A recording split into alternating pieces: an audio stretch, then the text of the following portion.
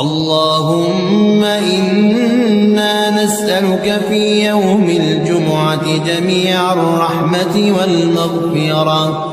أصلح ذرياتنا ونياتنا وألف بين قلوبنا واستر عوراتنا وفرج همومنا واشف مرضانا وارحم موتانا وأعز ديننا ووسع في أرزاقنا ومد في آجالنا على صحة وعافية وطاعة وعمل صالح.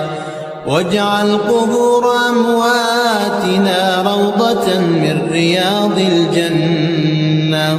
اللهم إنا نسألك في يوم الجمعة زيادة في الدين وبركة في العمر وصحة في الجسد وسعة في الرزق